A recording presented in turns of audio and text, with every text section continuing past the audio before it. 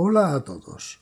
Hoy repasamos el estado mecánico de un SEAT Ibiza 1.0 DSG con 75.000 kilómetros. Bienvenidos a Charla Motor.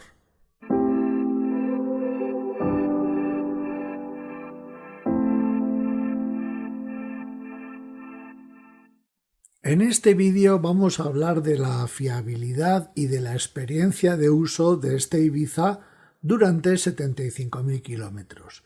Si queréis ver la prueba completa del coche, aquí os dejamos el enlace. Comencemos por el estado del coche.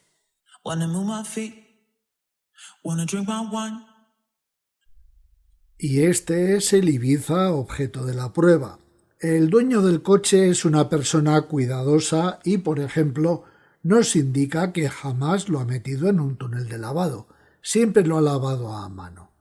Todos los mantenimientos se han hecho en el concesionario oficial hasta el fin de la garantía y siempre se han hecho los mantenimientos preceptivos. Y además al coche se le han cambiado las 4 ruedas.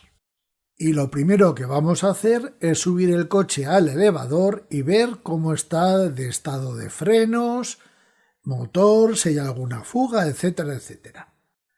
Y como podéis apreciar en estas imágenes, el motor nunca se ha lavado ni nada. Revisamos la parte baja del coche. Vamos a revisarlo rápido porque os tengo que decir que no he encontrado absolutamente ningún defecto. Está todo en perfecto estado. No hay fugas, no hay desgastes, no hay nada que puedas decir que está mal, al contrario. La impresión es que el coche está en un estado excelente. Os paso rápido las imágenes porque, como he dicho antes, hay muy poco que contar en este apartado.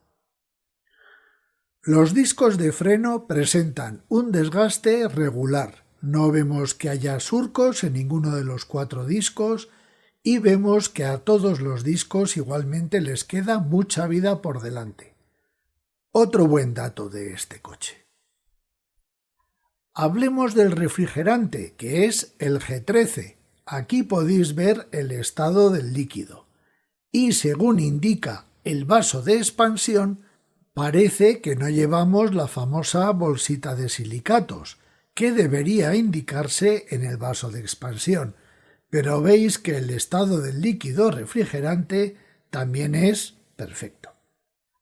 El dueño nos indica que en los 75.000 kilómetros que tiene el coche jamás le ha tenido que echar aceite y siempre ha verificado el nivel.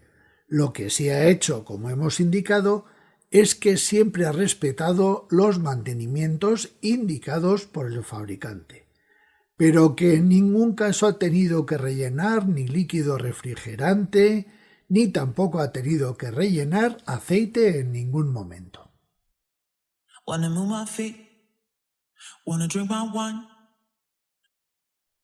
Este apartado va a durar poco. El coche no ha tenido ni una sola avería en 75.000 kilómetros. Es que no ha fundido ni una bombilla, nada de nada. Este coche ha estado en el taller, en el servicio SEAT, el tiempo justo para hacer los mantenimientos, nada más. A este coche se le cambió el enganche del cinturón de seguridad trasero, que fue una campaña de SEAT, y nada más.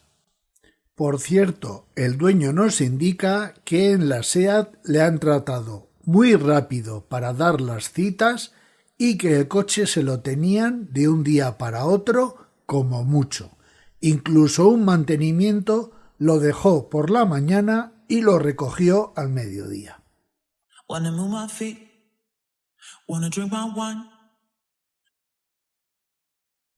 El principal defecto de este coche es la calidad de la pintura, que es una pintura que se marca con facilidad.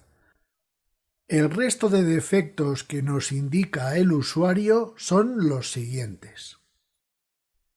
Ruidos en la bandeja trasera, que solucionó poniendo esos fieltros, como estáis viendo aquí. A veces la conexión con Apple CarPlay da problemas y el usuario tiene que reiniciar el sistema como estáis viendo aquí, que se hace manteniendo pulsado el botón del interruptor hasta que aparece el logotipo de SEAT. Y por último, este coche dispone de apertura y cierre remoto, y cuando cerramos el coche, los espejos retrovisores se repliegan. Y en el momento de abrir el coche, los espejos no se repliegan. Y a veces ocurre que arrancamos el coche y los espejos retrovisores se quedan en esta posición. Tenemos que recurrir al mando de los retrovisores para corregir esto. Tenemos que ponerlo en la posición de abajo y ahora tenemos que volver a la posición 0 y entonces ya los retrovisores vuelven a su posición normal.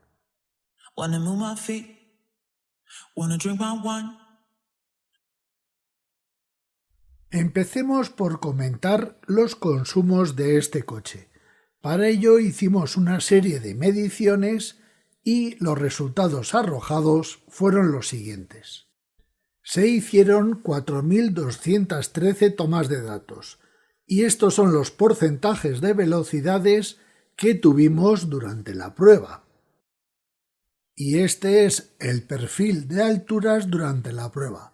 Fijaos que nos movimos entre los 560 y los 800 metros de altitud. Y estos son los consumos con un desnivel del 0%.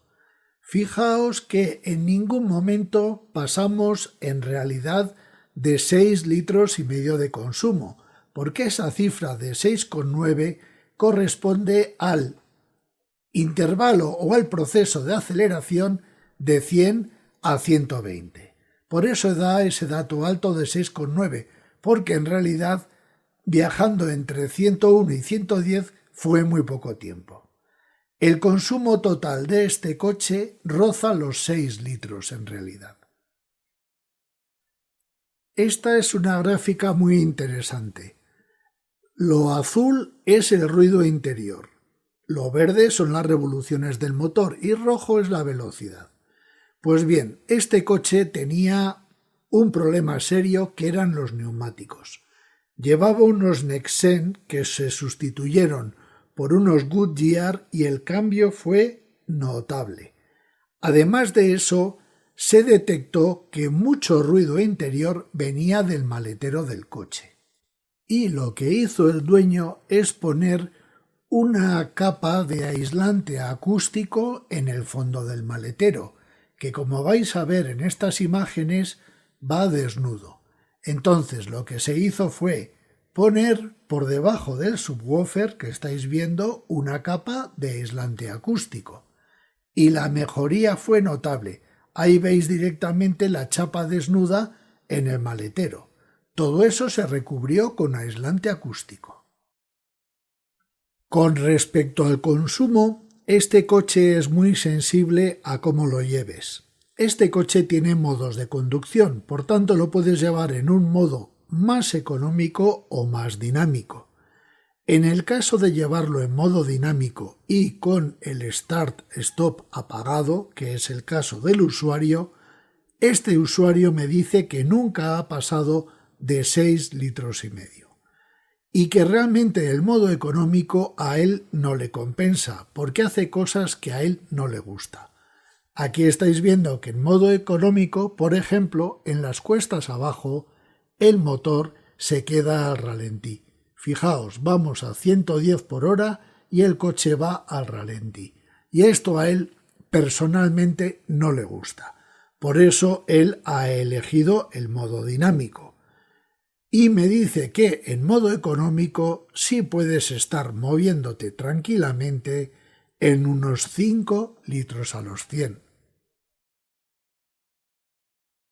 Por último, ved que los desgastes del coche tras 75.000 kilómetros son más bien pocos. Veis que el estado del asiento del conductor, por ejemplo, es impecable. Por tanto, este SEAT Ibiza es un coche que para el día a día va realmente bien. Es agradable de conducir y sobre todo es un muy fiable compañero de ruta, cosa que se agradece. Por tanto, tenemos a un compañero fiable, con pocos defectos, como hemos visto, y que realmente vamos a poder utilizar todos los días, porque pide poco y da mucho. Muchísimas gracias, como siempre, y hasta la próxima.